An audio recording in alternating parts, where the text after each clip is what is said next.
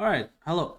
Not sent Blink's video yet. I want to get a bit more footage and I will try to get more footage while live streaming, which is gonna be right after this video drops. So you might be streaming right now. If I am, I hope to see you there. Now, for the actual video, we're gonna be talking about a very interesting topic today. A topic that hasn't been touched upon much from other YouTubers, and is the discussion between primed and non-primed weapons. So, there is this common understanding, even when you start playing the game from very early on, that primes and prime weapons, prime warframes, are generally upgrades for the non-prime variants of whatever you're trying to play. This is generally true for pretty much every weapon and surely every warframe. No normal warframe is better than a prime warframe, except there is a small exception, let's say, when the shield of a normal warframe is less than the shield of a prime warframe. So shield getting is easier, but I don't actually know that instance. If anyone does, feel free to tell me in the comments. I'm all up to hearing that. But generally, all warframes are better than on the primed version than the non-primed version, and all weapons are also better on the primed version than the non-primed version. Or are they? Well, in this video I'm going to show you some instances where it is possible to get better results from non-primed weapons than it is with primed weapons. This will be with either use of rivens, Incarnons, and other stuff that you're going to see really quickly. So in this video I'm going to show you one example of this happening, and I'm going to then show you other weapons that can also abuse this kind of mechanics. So, the example I'm going to give is for the Fulmin. So we have a Fulmin here, and then we'll have a Fulmin Prime.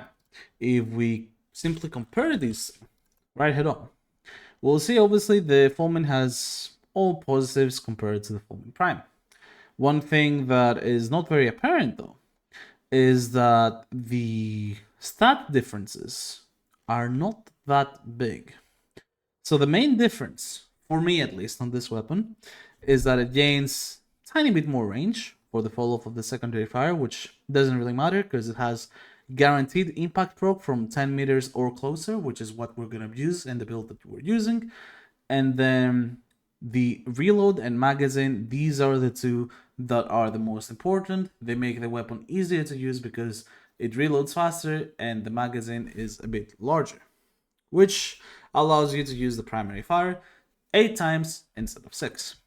Now, why am I saying this? Well, because Fulmin Prime is also relatively new. If we go in, you will quickly realize that the riven disposition is absolutely dog water on this weapon. While on the normal Fulmin, if we go in there, the riven disposition is way stronger. So if we check the crit chance, we have 131.4 here, and if we go to the Fulmin Prime, having the same exact build, we see 119.9. So we have a riven here with crit chance, status chance, toxin, and minus impact. This is obviously not a riven to show this the best, but after testing, I actually got better stats even with something like this, which is pretty crazy to think about. So, this build is going to be the same for both the Fulmin and the Fulmin Prime. I'm going to do a simple test on this exact build to show you that it actually performs rather similar or even better. And yeah, we're going to put them head on. And then we're going to decide which one is better to use in its current state. It's probably going to be the prime variant because of the quality of life, having 2 extra magazines and 0.7 second reload. But it's interesting to note that the damage will either be better on the normal Fulmin or similar. So, starting off with the Fulmin Prime, the test will go simply kill all these enemies with the Zores.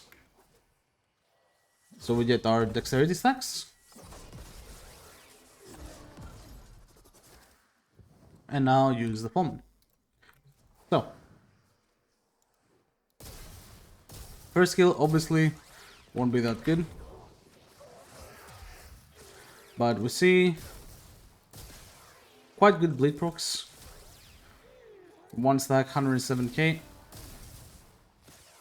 209k, 226k. Let's kill these guys.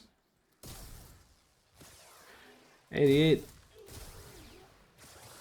146 with Kavat buff, 349%, 313%. And you will see that this Kavat buff is the reason we see a bit different stats. Without this Kavat buff, that we get the orange crits, the normal Fulmin will outdamage this.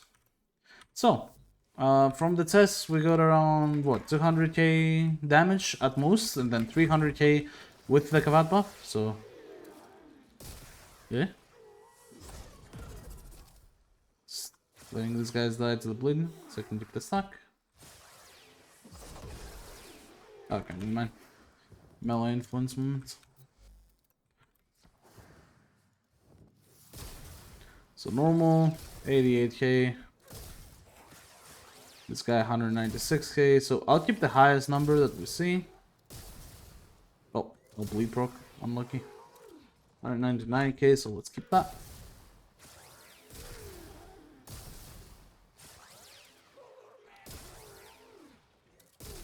Alright, I think it's fair to keep the 199,000 damage. That was the highest one that we got without any external buffs whatsoever. And what we established was the damage over time, the bleed proc, as we say. So this has similar damage, not much difference. 1377 instead of, what is it? 1369. Tiny bit more, very insignificant in my opinion, because this weapon scales with base damage a bit more. And then the crit chance is what changes a bit, by almost 20%. Status chance is still a bit lower because, you know, the base status chance is also a bit lower. Let's see how much this will matter by the end. So we have Kavat buff now, which will make this first sword case a bit unfair for the normal Fulmin. So obviously first kill not gonna be very easy. Now you see the recharge delay is a bit noticeable, but see 184k.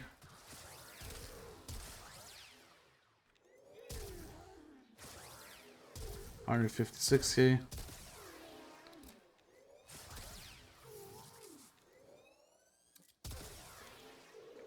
$232k. Now this was without Kavat buff, and this was also on 4 of my dexterity stacks. So now we can see that we got a bleed proc for 30,000 more damage on the normal Fulmin from that headshot. And that is because we can orange crit on this a bit more than with yellow crit. If with yellow crit, obviously, it's gonna be the same. But an orange crit comes way closer to our desired results and even surpasses it. Now we can amplify this. How can we amplify this? With buffs. So for example, if I go... holy shit. If I go and use my other wisp, that's it. Once again, 260. Obviously, it's a bit inconsistent because the weapon itself requires a orange crit. But this matters a lot more, as I said, if we change to my normal wisp, for example, who has an Eclipse buff and Arcane Avenger. When this Arcane Avenger procs, this will have a 176.4% crit chance, while the Fulmin Prime will have 164? It's like 12%, right? Regardless, way more consistent to hit orange crits on the normal Fulmin than it is on the Fulmin Prime. And if this riven was crit chance crit damage, which would be way more significant for this test, or even melee damage, or even like, base damage here to amplify the damage over time proc from this, then that would make the difference even bigger. We would be seeing a difference of 100,000 per DOT proc, which is pretty good. It's pretty good. Now, obviously, this is for one Fulmin build and for a specific instance of the Fulmin. This doesn't mean the normal Fulmin is better than the Fulmin Prime in any way, shape, or form, but it does mean that if you do have a Riven for a Fulmin, and if you do want to play this damage over time build, the normal Fulmin will do better than the Fulmin Prime. And it is because the stats from the normal Fulmin to the Fulmin Prime are not significant enough to change the outcome and the result of this build. However, the Riven disposition is enough to make the normal Fulmin do more damage than the Fulmin Prime regarding this build. But as I said, if I was using both of these, and if I wanted to take any of this, unless it's disruption, I'm picking the Prime, because the Prime, even though it does less damage, I have these extra 2 bullets, and it regens faster, which is the reason why I think, personally, it's less of a hassle, and it's probably better to use it. Now, this is for the Prime weapons and Riven modes. Prime weapons and Riven modes, there are not many weapons that do this. There are some melee weapons like the Dual Curious Prime, maybe, where the Dual Curious Prime is a Riven disposition of 0.5, while the normal Dual Curious is a Riven disposition that I'm going to search right now because I don't know. 1.1. So once again, it's a 1 dot versus a 3 dot. And might be not 0.5 exactly, 0.55, doesn't matter, it's 1 dot versus 3 dot, just like the Fulmin. You get the point. Now, this would go even harder with compressor stacks, and I can show that if you want. But the normal Fulmin, if you want to do this type of build, and you want to play like this, we're gonna get the kills from Zoris.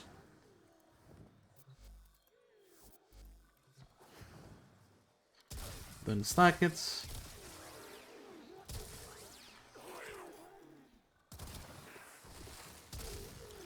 Now, we can't even see what type of damage we'll get because this one-shots, but see, even without stacks or anything, that deals quite a lot.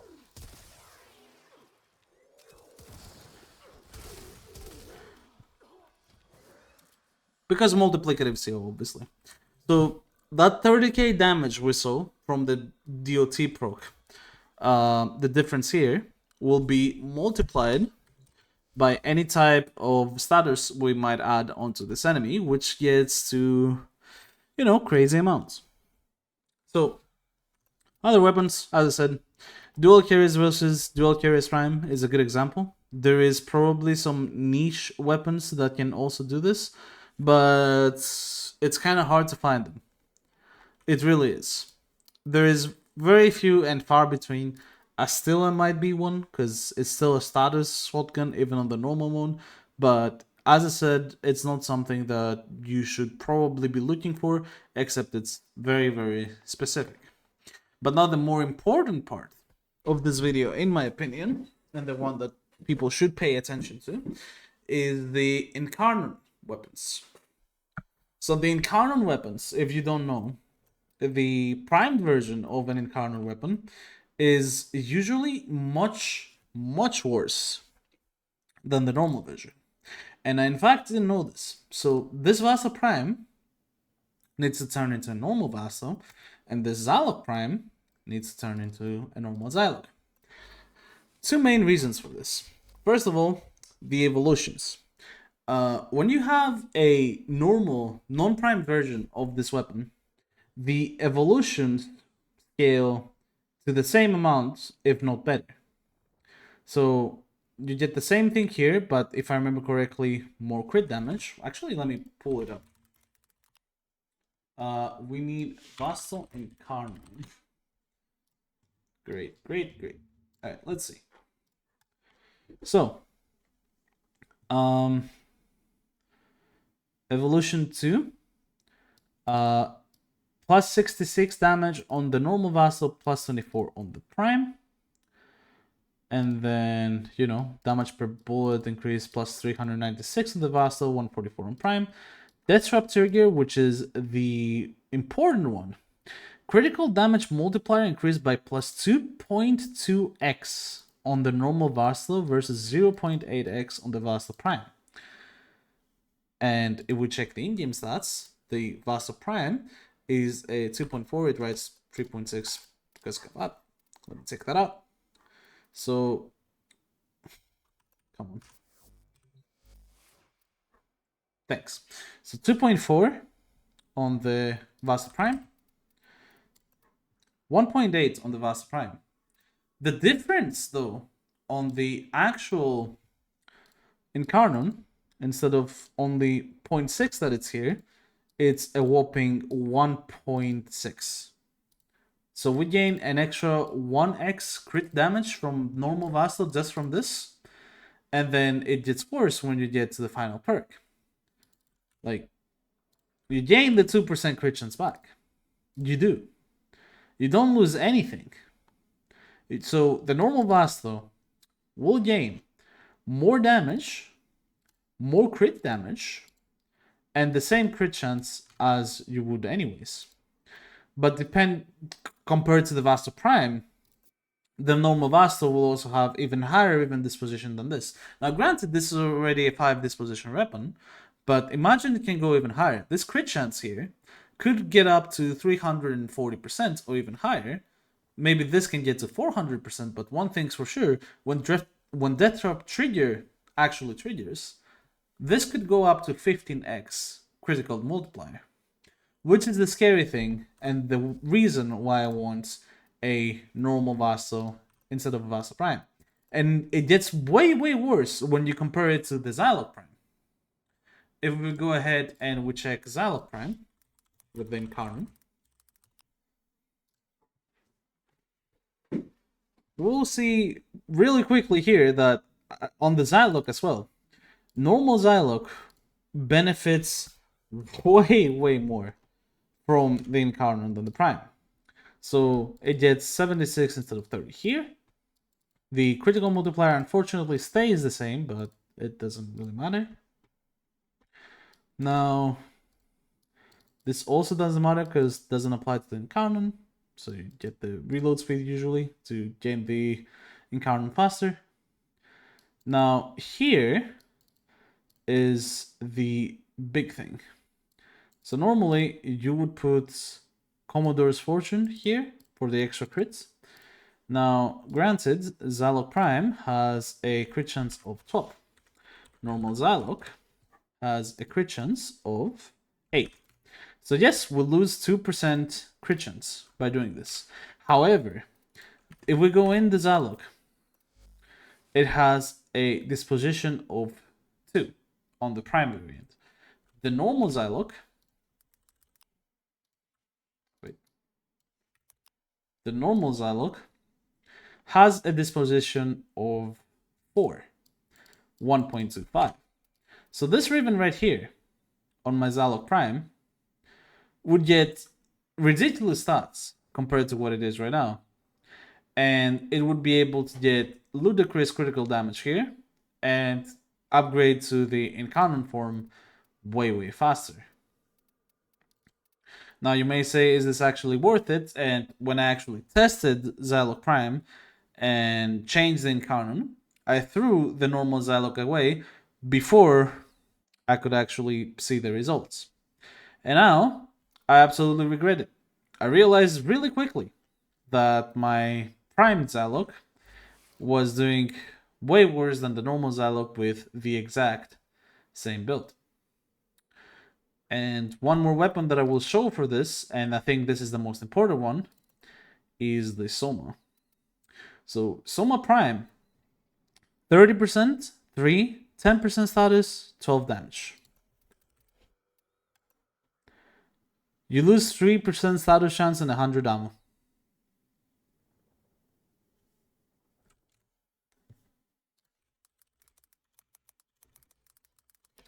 On the Soma Incarnon, if we go to the upgrades, you will see that there is literally no difference per upgrade. Because the Soma Prime compared to the Soma has basically no difference in terms of stats. So these Evos are the exact same. However, what changes once again is the riven disposition. So on the Soma, when you have a riven like this, it has 3 dots here. And a normal Soma. Oh, oops. I don't want the video game. I want the gun. A normal Soma has a 4 riven disposition. So once again, riven modded Soma compared to Soma Prime is gonna deal way more. And you may say, yeah, the 100 ammo matters a lot though. Well, if you don't use the Incarnon mode, then yeah, it does. But if you use the Incarnon mode and you be a good boy, then no, not really. I like my 15x crit multiplier, to be honest, and I like using that. Even though the status per projectile is absolute dog water, it doesn't really matter to me. And honestly, I am absolutely fine just getting whatever I can from the critical multiplier. Because you may say critical chance 30% too low, but you can think about the external buffs that you may have, like Arcane Avenger and Kitty Cats. So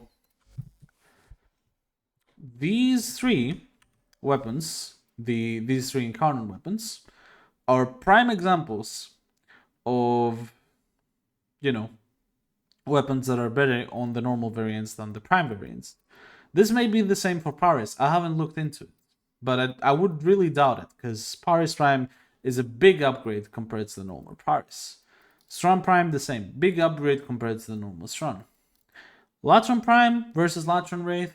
Tenet Bolter versus Bolter Prime. All these,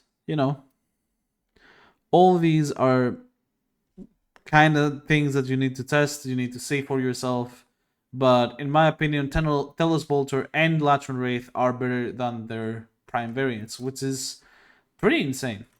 The Latron Wraith though is a pain in the ass to get, so I'll stick to my Latron Prime, to be honest.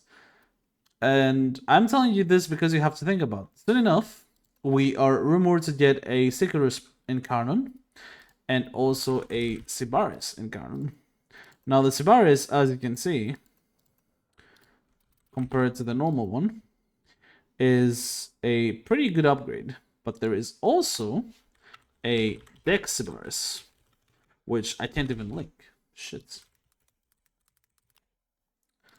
So the Dex Sybaris, the Dex variant of this weapon, has, where are the stats? Here. 75 damage instead of 80, so you lose 5, but you get to 35% crit chance, right? And then you have 10% status chance. So there is a chance that you might want to have a Dex Sybaris compared to a normal Sybaris or even a Sybaris Prime, just because, the stats are similar, but the riven disposition is a bit high. This will go close to like 5 dots. I mean, it's not that big of a difference, but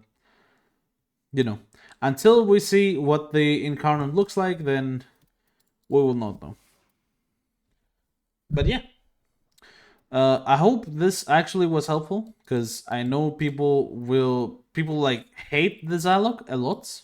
They think it's absolute doo-doo worry. And I am pretty sure it's because of the Zylok Prime. The normal Zylok compared to the Zylok Prime is actually way better. And because it's a barrage tier weapon, I am completely fucked right now. I cannot get it back. I cannot get her back. I am just stuck with this mediocre piece of garbage. instead of what was a much more beloved weapon of mine. So, I hope that helped you, and it may give you an idea of how to revive one of your beloved weapons, maybe. Because I know a lot of people like the Soma Prime and want to make it really, really good, and this might be a way to actually help you get a better Soma Prime and get the most out of it. So, thank you again very much for watching. Discord and Twitch links in the description below, even though the stream will be on YouTube. And I will see you on the next video.